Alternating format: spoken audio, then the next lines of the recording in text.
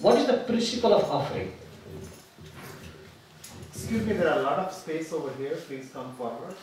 This is Don't worry, I'm not going to ask you any questions. Just come up. So the principle of offering question. Offering prasadam. Offering prasadam. The principle of offering prasadam, why do we offer? Sometimes people say, why offer? According to Srimad Bhagavad Gita, the Lord says one sloka which all of you know. Yajna sista sinasanto mucchante sarvakhil visay bhunjante te agam papam ye panchatat atma karanam. Yajna sista sinasanto. The great devotees free themselves from all type of sins by offering prasadam to the Lord. Those people who eat prasadam without offering to the Lord, what happens? They are eating papam, Krishna. Punyante agam papam. They are actually making themselves more sinful by eating something that is not offered to Krishna. So simple logic. Everything right from Krishna is in every corn and in every plant, every animals. We may think that we are avoiding the meat products and we are free from sins. Krishna does not approve of that. He said, no, you are not free from sin. The plants have also got life. But according to the human society, within the division of food, something is divided for the animals and some things are divided for the people. Just like the tiger does not come to your farm and eat all the atta. Does the tiger do that? The deer in the forest does not go and attack any animals. Eats the grass. The mamsaharis don't attack the shakaharis, or in one way their food is not being taken away.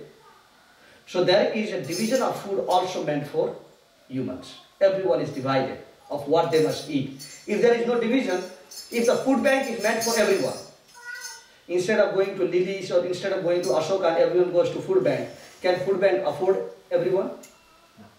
So there are certain criteria for taking government facilities also. Not everyone in this country are allowed to take everything that government is providing.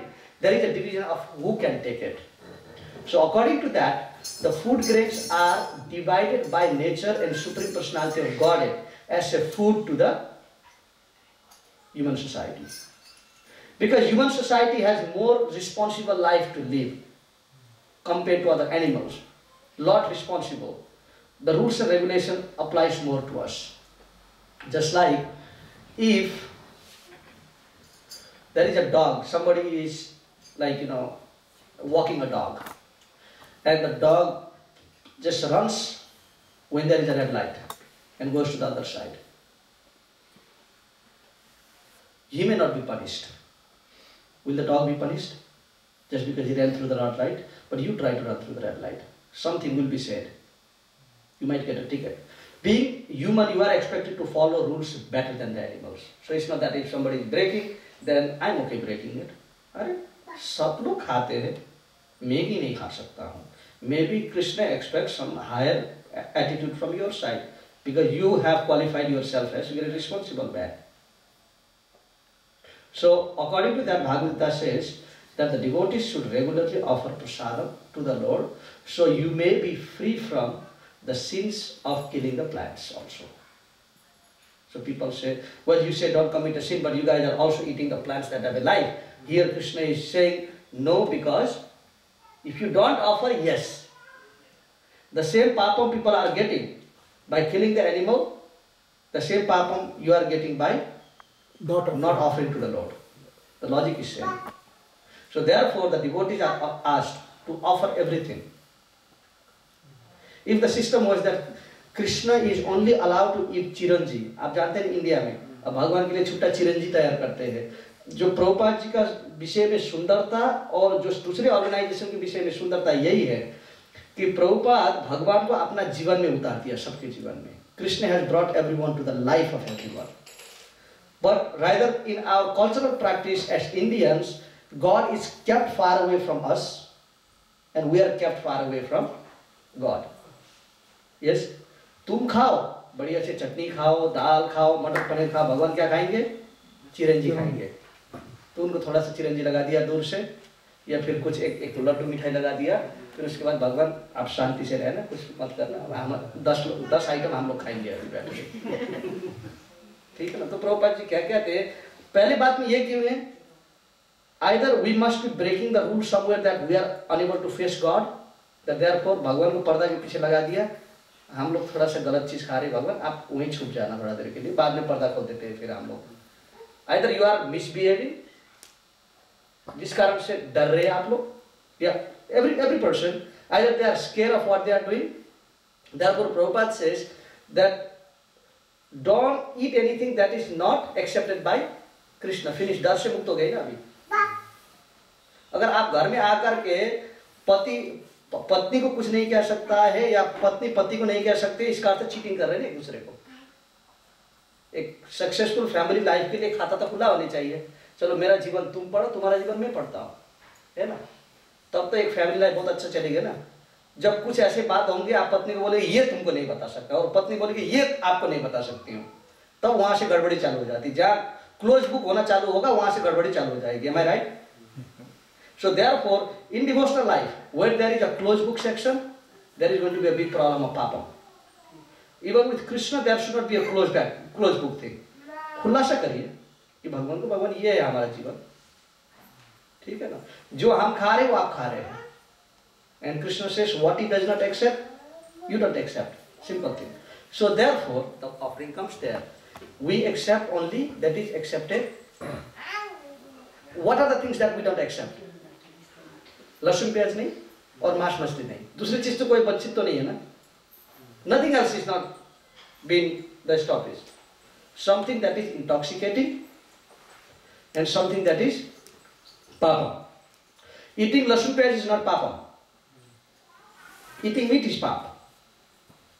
You don't go to hell for eating लहसुन प्याज, but rather the ground for devotion is not proper.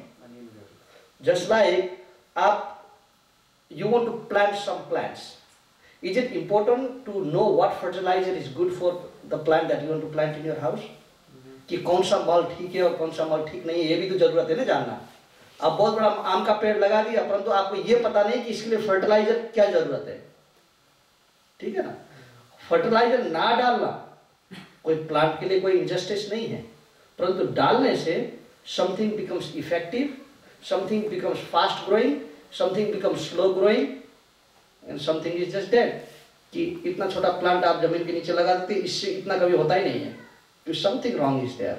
Either you started practicing your devotion but you are not moving anywhere. That means maybe you are not giving a right fertilizer there. ये भक्ति के लिए। तो इसीलिए साधुओं को ये बताया गया है कि ये लहसुन प्याज आलसीपन और क्रोधपन को उत्पन्न करती है। इसीलिए जिसको भक्ति के मार्ग में आगे बढ़ना है या संसार में कहीं आगे बढ़ना है, उसके लिए आलसीपन is never good.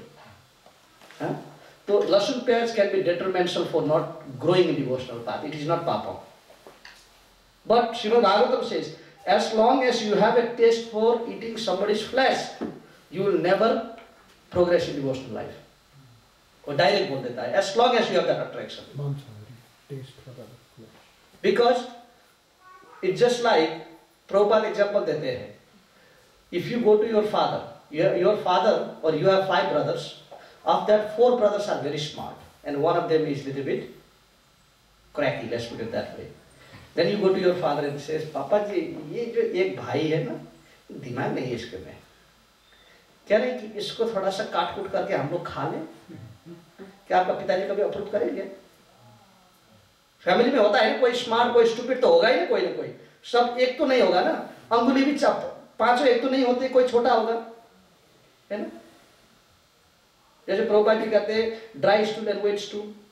If the wet stool looks at a dry stool and say अरे तुम तो सूख गए, देखा मैं अभी तक तो फ्रेश हूं, एक दिन उसका भी दिन आएगा सूखने के लिए। तो इसीलिए इस बात से अगर दिखा जाए तो भगवान के क्रिएशन में Krishna is a father of everyone, either animal और human. Now humans have more brain, the humans have sophisticated intelligence, but does that justify that a human should exploit the animals? So what Srimad Bhagavatam is saying, as long as you have taste for this object, You will never develop an attachment. आप जितना यज्ञ करिए, जितना हवन करिए, जितना जो करिए, जितना लोग को बुलाइए, भागवत कहता है शर्मा एव एकेवम, you will simply spend your money and energy, but you will move nowhere. So this is the first principle. And being a devotee, even if you reject this type of things, offering a food to Krishna means purifying the food, so you are free from the sin of taking that food. Some procedure for that. As I told you last week, anything you start, it is achman. You have to do a achman. You have to be clean. Your food has to be clean. The plate has to be clean. Don't offer in a plate that is eaten by somebody. For deities, you must have a separate plate. If you can have a separate bowl to the separate items. Prabhupada used to say कि भगवान के लिए भी ना आप क्या बनाते हैं, आपने कैसा क्या चीज बनाया, अलग अलग से स्वाद लेने चाहते हैं हर चीज के। आप भी तो स्वाद लेने चाहेंगे ना। कोई बढ़िया मटर पनीर डाल बना करके खिचड़ी के बीच में डाल देगा तो आप क्या स्वाद के मटर पनीर बनाई कैसा था, how it tested, you don't know. तो आप चाहते हैं हर आइटम अलग हो और अलग से स्वाद ले सके। तो इसलिए भगवान के लिए भी, भगवान तो सब कुछ जानते हैं, ऐसे भी कोई अनजान उनके लिए कुछ नहीं रहता है, परंतु तभी भी वो अपना भावात्मक बात, जैसे एक बार प्रभुपाद जी ने उदाहरण दिया, अगर किसी के पास एक मिठाई का दुकान है, ठीक है, तो आप पूरे दिन मिठाई के साथ डील करते रहते हैं, ये मिठाई शब्द से आपको नफरत भी हो गया होता है ना, हर दिन मिठाई के आसपास जाने से। तो आप सोचते हैं कि चलो एक हफ्ता पूरा हो गया, एक बॉक्स मिठाई घर भी ले जाता हूँ आज। तो आप घर में ले गए और आपने बच्चे को दे दिया, बोला कि बेटा हियर इज अ मिठाई फॉर यू, ठीक है। तो बच्चा खुश होता है और अप्रिशिएट करेगा, पापा को बोलेगा धन्यवाद पापा जी आपने लाया, और बोलेगा but one is for you बोल के आपका मुंह आ करके आपके मुंह में मिठाई डाल देगा। अब आप क्या करेंगे, बच्चे को चाटा मारेंगे, बोलेगा अरे पूरा दिन इसके साथ खेल करके आया मूर्ख, क्या मुंह पे डाल रहा है, मैंने ही तो लाया तेरे लिए। या बच्चा का भावात्मक स्वरूप को दिख करके बोलेगा अरे थैंक यू बेटा, very much, very nice sweet.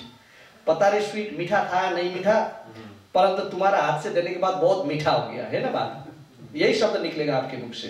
तो इसी बात से ये बात नहीं कि भगवान की किसी चीज की जरूरत है, जो आइटम आपने प्रसाद में डाला है वो भी भगवान का ही सृष्टि है, उन्हें ही दिया है, ये सब कुछ पूरा स्वाद लेकर के ही दिया है, उनको पता है क्या चीज क्या स्वाद करता है। परंतु जब भक्तों के हाथ से भावात्मक होकर के भगवान को मिलता है तो बोलते हैं आहा हा हा हा। तो एक बार आपने भगवान के मुख से, शास्त्र कहता है एक बार भगवान का मुख से आप इम्प्रेस कर सके उनको, और भगवान ने क्या दिया आहा हा हा हा, बोलता है उनका हर आहा शब्द से आपको मुक्ति का द्वार खुलती है। तो इसीलिए भगवान को इम्प्रेसिव करनी चाहिए अपनी क्रिया से।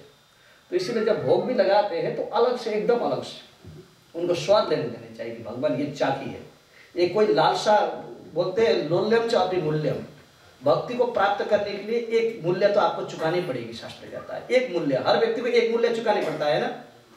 एक फैमिली को सक्सेसफुल बनाने के लिए मूल्य क्या है, सैक्रिफाइस है ना। आप कुछ भी बोलेंगे मैं सहन कर लूंगी, या आप कुछ भी बोलेंगे मैं भी सहन कर लूँ, कुछ भी सहनशीलता शक्ति फैमिली लाइफ को सक्सेसफुल बना देता है। तो इसी प्रकार से भक्ति को सक्सेस कहाँ से मिलती है, लोल्यम च अभिमूल्यम, कि भगवान के भक्ति प्रति लोभी होनी चाहिए। शास्त्र कहता है और चीज में लोभी मत बनो, परंतु भगवान का अगर सेवा करने के लिए, अब ये तो मैं आपको नहीं बोल रहा हूँ कि किसी को झूठ बोलो ये करो, ये नहीं बोल रहा हूँ, अगर किसी को धोखाधड़ी करके वास्तविक में भगवान मिल जाए, धोखा से भगवान नहीं मिलते ये बात पहले है, किसी को धोखाधड़ी करके अगर भगवान मिल ही जाए तो भगवान प्रेम से बड़ा कोई दूसरा मर्यादा नहीं होता है, ठीक है ना। गोपी लोग ने पति को धोखा तो दिया था ना, अरे कहाँ जा रही हो, बोलने से अरे बच्चे को सफाई करने जा रही हो, अब बच्चे घर में पड़ा हुआ है, वो कृष्ण के साथ चले गए, ये चलता था। और इनका यही कला के कारण से गोपियों को सबसे श्रेष्ठ माना गया, क्योंकि भक्ति का लोल्यता को पूरा करने के लिए वो कुछ भी करते थे। इसी प्रकार से ये होनी चाहिए। और कभी कभी माता जी करते हैं, बोलते प्रभु जी अभी अभी आया, मैंने पकाई, इसको आप आगे रख दीजिए ना थाली में। तो ये अच्छी पल है कि ये लोल्यता होना कि है भगवान खा ले मेरा प्रसाद को, सबसे पहले वो मेरे ही आइटम को देख ले। लड़ाई मत करिए कि आपकी वो थाली का प्रसाद ही गिर जाए, ऐसा नहीं। कभी ज्यादा लड़ाई हो जाए तो वो भी हो सकता है, परंतु जब पहले जाते हैं तो बढ़िया से सजावट होनी चाहिए। भगवान का प्लेट बढ़िया से सजावट करें और भगवान के पास में जाइए। भगवान के पास में जाकर के क्षेत्र शुद्धि कहते हैं पहले, जिस स्थान में आप भगवान का थाली रखने वाले हैं वहाँ पर थोड़ा पानी छिड़क करके गंगे चैव यमुना चैव गोदावरी सरस्वती नर्मदा सिंधु कावेरी जलस्मिन समीरम गुरु स्थान को पहले शुद्धि करिए कि वो स्थान कैसा स्थान है आपको पता नहीं है ना। हो सकता है बच्चा अभी जाकर टॉयलेट गया और वहीं जाकर बैठ गया भी होगा, कोई पता नहीं ना, तो उसको थोड़ा शुद्धि करिए। फिर पहले आचमन, आप अपने आप को आचमन करेंगे और ये देखेंगे कि भगवान के हर आइटम में तुलसी है कि नहीं। अगर मौसम की समय है तो तुलसी के पत्ते डाल दीजिए, अगर नहीं तो फिर वो तुलसी के बंजारी भी चलती है और तुलसी के लकड़ियाँ भी चलती है। और द्वादशी के दिन में तुलसी नहीं टिपने चाहिए, द्वादशी के दिन में नहीं करने चाहिए। द्वादशी के दिन में तुलसी भगवान के शरण में होती है तो भगवान के शरण से दूर नहीं करनी चाहिए। तो द्वादशी के दिन को अवॉइड करिए, एकादशी को भी अवॉइड करिए। जब आपको एकादशी पता चलेगा कि कल एकादशी है, परसों द्वादशी है, थोड़ा ज़्यादा ही पिक करके रख लीजिए तो आपको 2 दिन तक चल जाए। तो हर आइटम में तुलसी, ये बहुत जरूरत बात है। फिर उसके बाद में आप भगवान के पास चले जाते हैं और जो भगवान का भोग है वो भगवान के लिए पूरा एक्सेसिबल होनी चाहिए। इतना दूर भी मत करिए, टेबल के नीचे मत रखिए, टेबल के साइड में मत रखिए, वो एक्सेसिबल नहीं होगा। फिर कोई डिवोटी करते भोग तो लगा लेते हैं, जैसे मान लीजिए कि आप जाकर के इसको ये कपड़े के नीचे डाल दिया, भगवान देखेंगे क्या कि आप क्या चढ़ा रहे हैं। तो भगवान को पूरे एक्सेसिबल होनी चाहिए कि आपने आइटम को बढ़िया से देखें। जब आप ले जाते भगवान के पास में, घर में होते हैं तो अगर जो भक्त लोग कुत्ता और बिल्ली रखते हैं जो भगवान को भोग लगने वाला है तो उनसे छुआ जाने नहीं चाहिए। मतलब जब भगवान का भोग लगाने जा रहे हैं तो फिर उनके साथ खेलना इधर उधर करने का नहीं है। वो डायरेक्ट भगवान को भोग अलग करके, क्योंकि भगवान किसी से नफरत नहीं करते, भगवान सबसे प्रेम करते हैं ना। तो कुत्ते के भी हृदय में बैठते हैं, अगर ये होता तो बिल्ली कुत्ते के हृदय में नहीं होते। परंतु भगवान ये भी होता है कि उनने प्रकृति में हर व्यक्ति के लिए अपना स्थान दिया हुआ है और चाहते कि हर व्यक्ति स्थान स्थितिगतम तनुवार मनोविद अपने स्थान में रहे, वो स्थान को पार करने की कोशिश नहीं करे। बोलते ब्राह्मण को ब्राह्मण जैसे ही क्रिया करनी चाहिए, क्षत्रिय को क्षत्रिय जैसे ही क्रिया करनी चाहिए, अपने स्थान में रहो। और जीव के लिए पशु और मनुष्य में थोड़ा अंतर ही होता है, तो भगवान चाहते हैं अंतर रखे रहे, सबको दया करे और अंतर रखे रहे। तो इसीलिए ऐसे जीवों से थोड़ा भोग ना छोड़े, कुत्ते और बिल्ली से। तो आगे जाए, भगवान के पास जब भोग जाते तो कपड़ा से ढक करके ले जाइए, या तो नैपकिन या तो कपड़ा कुछ भी हो, कि भगवान का दिखने से पहले किसी को पकाने वाला आदमी और उसको तैयार करने वाला आदमी देख ले, कोई बात नहीं, परंतु दूसरे व्यक्ति को उसका नई दृष्टि होनी चाहिए। दूसरा शुद्ध भी भगवान हिमसेल्फ कि आपने क्या बनाया, ये should have a first idea. ठीक है ना। कभी कभी क्या होता है कि अगर लोल्यता बड़ी होती है तो लोग आंख से ही खाना खा लेते हैं, तो ये नहीं होनी चाहिए। कि भगवान का भी ये कला है, भगवान आंखों से ही खाते हैं, कि भगवान हर इंद्रिया में पूर्णता है। जो वो कान से कर सकते हैं वो आंख से भी कर सकते हैं, जो आंख से करते हैं वो मुख से कर सकते हैं, because every senses are perfect for the lord. हम लोगों का परफेक्ट नहीं है, कान से जो कर सकते हैं आंख से कर सकते हैं कुछ नहीं। तो इसलिए जब भगवान का आंख से दिखना मुख से चाटना बराबर है भगवान के लिए। तो इसीलिए जब भोग बनाते हैं, और ये तो ज्यादा ही माता जी को ही अप्लाई करेगा, प्रभु जी लोग भी बनाते हैं कोई बात नहीं, परंतु ये होनी चाहिए, ये थोड़ा आप प्रिंसिपल मेंटेन करके रखने से या जितना भी संभव हो, परंतु आपको इन्फॉर्मेशन तो होनी चाहिए ना कि ये तरीका है। अब ये इन्फॉर्मेशन को कितना लागू कर सकते हैं ये आपका क्रेडिट है। ठीक है ना। कोई अगर आपके घर में दिखने वाला भी नहीं है, कोई नहीं है, बस भगवान देखेंगे, इतना ही है बात।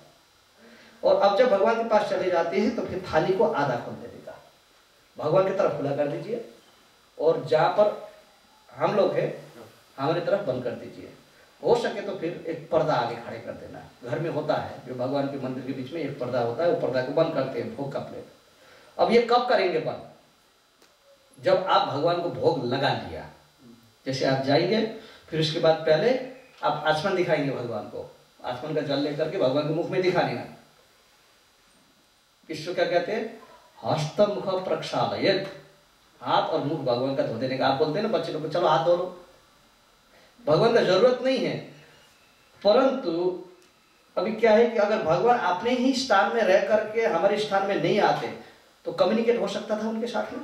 कभी कभी ये जरूरत पड़ती है, ये भगवान का कृपा है कि वो अपना स्थान छोड़ करके हमारे स्थान में आ जाते हैं, वो उनके साथ कम्युनिकेट हो सके। अगर मैं आपको बोलूंगा खाने से पहले हाथ धो, ये कोई नया बात है आपके लिए, ये आपकी लेवल की बात है। तो इसीलिए ऑफरिंग में भी सबसे पहले क्या होती है?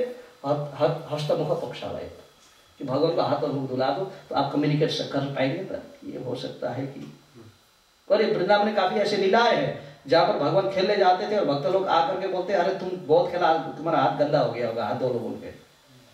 वृंदावन में भगवान को हाथ धुलाते थे, तो इसलिए आप हाथ धुलाएंगे पहले। अष्टमुख प्रक्षालय में इदम राधा कृष्णाय नमो नमः, अष्टमुख प्रक्षालय में इदम श्रीनाथाय नमो नमः, अष्टमुख प्रक्षालय में इदम जगन्नाथाय नमो नमः, फिर अष्टमुख प्रक्षालय में इदम गौरीताय नमो नमः। तो ये करके आप जल नीचे डाल देंगे। उसके बाद में हाथ में घंटी पकड़ेंगे। घंटी पकड़ करके 3 मंत्र जो आपके लिए सहज है। एक होता है नमो ओम विष्णुपदाय कृष्ण पृष्ठाय भूतले श्रीमते भक्ति वेदांत स्वामी नीति नामिने, नमस्ते सरस्वती देवी गौरवाणी प्रचारिणे निर्विशेष शून्यवादी पाश्चात्य देश तारिणे। पहले गुरु को, जैसे मैं आपको बता आरती भी गुरु से चालू होती है। पहले वो मंत्र, फिर उसके बाद पंचतत्व मंत्र, जय श्री कृष्ण चैतन्य प्रभु नित्यानंद श्री अद्वैत गदाधर शिवाशंकर गौर गोविंद, ये मंत्र। और तीसरा होगा नमो ब्राह्मण्य देवाय गोब्राह्मणि हिताय च जगद्धिताय कृष्णाय गोविंदाय नमो नमः। 3। 4 में नमो महावदान्याय कृष्ण प्रेम प्रदायते कृष्णाय कृष्ण चैतन्य नामिने गौरदिशे नमः। अगर आप लास्ट वाला नहीं कर सकते तो नमो ब्राह्मण देवाय is complete. This is in the book. You might get a spelling wrong or something. It is on the song book that says Namo Mahavadanyaya. If you go to pranam mantras, one of the pranam mantra is that. तो आप इससे भोग लगाएंगे। भोग लगाने के बाद में if you have a Gayatri mantra or else if you are already initiated into Vaishnava mantra, you chant your Gayatri there in front of the Lord. ठीक है ना? अगर नहीं तो फिर भगवान को प्रणाम करके पर्दा बंद कर दीजिए और उसके बाद अपना काम करने के लिए किचन में जा सकते हैं। But at that point, close the curtain. Let the Lord eat without us seeing Him. This is the principle. Then after you take out, you just come back.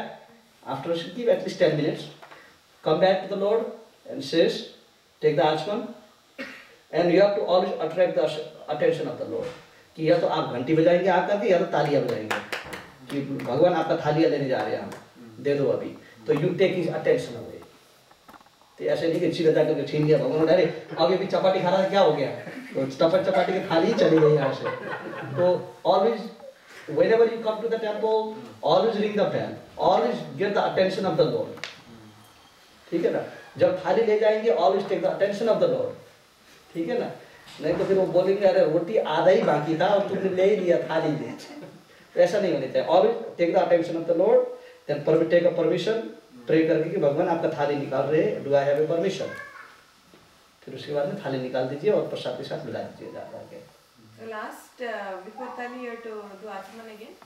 Yes, Achman is basically washing the hands and feet of the Lord again.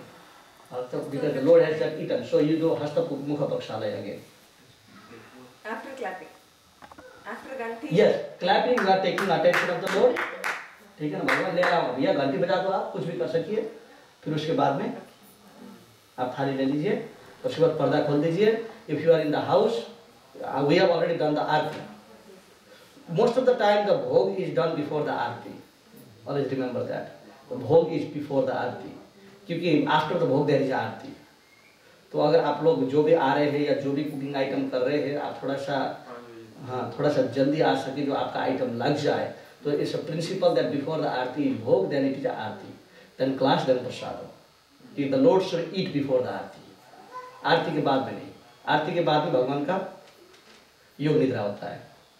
So just information for those devotees who would be cooking for the program, and this forces you to come in time. It's one good part. Okay, so this is the prasadam procedure. Thank you very much. Thank you, Prabhu. Yes, Prabhu. Hare Krishna. A little mix up, Prabhuji. Please clarify between bhoga and prasadam. This is the first question. Second question, many times women, they taste whether it is good sugar or good salt. So is it permissible or is it not? No. Bhoga. Okay, let's address the first question, first part. Bhoga शब्द आता है भोगेंगिया, something that is to be enjoyed. आप बोलते हैं ना भोग, भोग करो, मतलब you enjoy something. तो भोग शब्द, भोगने वाला कौन है? भगवान। भगवान। तो इसीलिए भोग शब्द केवल भगवान के लिए अप्लाई हो सकता है। भोगने वाले भगवान है, भोक्ता भगवान है, ठीक है ना। हम लोग प्रोक्ता है, भोक्ता नहीं है। अगर भोक्ता होने का कोशिश करेंगे तो कभी पचा नहीं पाएंगे, ठीक है ना। बड़ा पद संभालना बहुत बड़ा बात होता है। तो इसीलिए पाप हटाने का आप तभी भोक्ता बन सकते हैं जब आप सब पाप को नष्ट कर सकते हैं। अगर मान लीजिए कि लाकर प्रसाद पका करके मिश्र जी के सामने रख दिया, आप में इतना क्षमता है, जो प्रसाद में जो आइटम में जो पाप है, इनिशियली उनको मारने का पाप है, वो पाप को भोग सकते हैं आप, या पाप से पीड़ित हो जाएंगे? कोई भी मनुष्य इसको भोग नहीं सकता है, वो पीड़ित है, पहले से पीड़ित है आप लोग, और उसके ऊपर आगे खा करके कितना पीड़ित होने चाहते हैं। इसीलिए भोग शब्द होता है जो भोगने वाला हो। आप भोगाएंगे किसको? भगवान को। प्रसाद क्या है? कृपा। कृपा किसको किया जाता है? असहाय को कृपा किया जाता है ना। कृपा शब्द आता है, अगर कोई आपको बोलता है कि अरे सेठ जी कृपा करें, इसका अर्थ है मैं असहाय हूं, कुछ दृष्टिगोचर या दया करिए, या हमको भी कोई स्थान दीजिए। तो ऐसे जीव बहुत दयनीय स्थिति में रहता है। शास्त्र कहता है कि उसके जीवन में कुछ भी नहीं पचा सकता है, न अपमान पचा सकता है, न संसार का सृष्टि पचा सकता है, न तो नेवर को पचा सकता है, न तो पत्नी को पचा सकता है। सुखदेव गोस्वामी कहते हैं, अभी आज का टॉपिक वही है, फिर बोलते कितना अपमानित होकर के जीता है, तो उसको हर मिनट मिनट में बोलने चाहिए भगवान के सामने, अरे कृपा करो, अरे दया करो, अरे कृपा करो, अरे दया करो, कि बीच बीच में ये सब टक्का लग ही जाता है। तो इसलिए भोक्ता भगवान है, और कृपा प्रसाद या कृपा के आभारी कौन है? हम हैं, ठीक है। अब जहां पर स्वाद की बात होती है, स्वाद की बात में शास्त्र क्या कहता है कि मान लीजिए हम माताओं में से कितने लोग कितने साल से पकाते आ रहे हैं, अभी तक ये अनुभव नहीं है कि कितना मिर्ची और वो नमक रखनी चाहिए। तब तो ये हो तो फिर सब कुछ छोड़ करके पहले कुकिंग क्लास ले लीजिए। घर में तो खाना 4 लोग के लिए बनाते हैं, यहाँ तो 40 लोग के लिए बनाते हैं। नहीं, बेसिक में अटेंशन, ठीक है, बहुत बड़ा अटेंशन पे करने पड़ता है आपको कुकिंग की सब्जेक्ट मैटर में, बहुत अटेंशन। इसीलिए ऑफरिंग एक सिद्धांत ये भी है कि भगवान को भोग के साथ साथ में आप नमक भी डाल दे, एक लेमन भी डाल दे, और एक मिर्ची भी थाली में कर दीजिए। अगर कुछ कुछ कमी हो तो भगवान आप ही डालिए। तो ये कि लेमन, सॉल्ट एंड मिर्ची। अगर ज्यादा हो गया तो सब आउट रिड्यूस नहीं नहीं,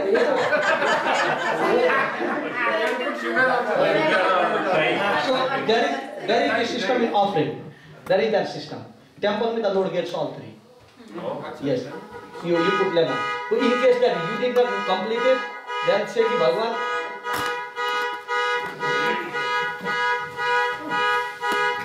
तो बोले कि भगवान with my ability I tried my best. If there is any lacking, but lacking cannot be there every day. मान लीजिए एक दिन आपने लेमन चिली और सब कुछ डाल दिया, और आपने बाद में प्रसाद ग्रहण तो कर दिया, आपको लगा कि नहीं ये बराबर था, तो अब नेक्स्ट टाइम में आपको पता होनी चाहिए कि कितना डालने से बराबर होती है।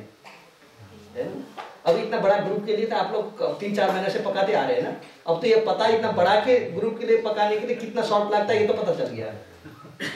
तो पहली बार के लिए भगवान कोई भी क्षमा करता है, तो बार बार भगवान बोलते ये लाचार है तुम्हारी, पता नहीं पकाती हुई तुम कहाँ तुम्हारा दिमाग चला जाता है कि mistake is done one day, the mistake is not done whole life, isn't it? So simple. Thank you very much. Hare Krishna. So this is the prasadam subject. Hare Krishna.